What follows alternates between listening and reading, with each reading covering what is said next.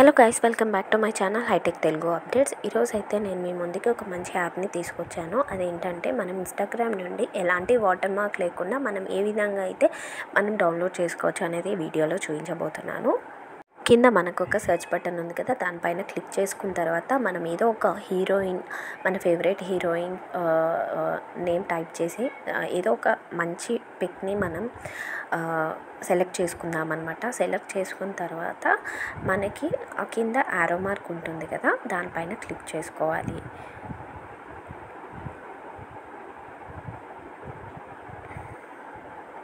ఇలా ఇక్కడ ఒక ఫోటో ఏదో విధంగా మనం సెలెక్ట్ చేసుకొని ఐదర్ 3 డాట్స్ లేదు అంటే కింద యారో మార్క్ ఉంది కదా, దానిపైన క్లిక్ చేసుకోవాలి.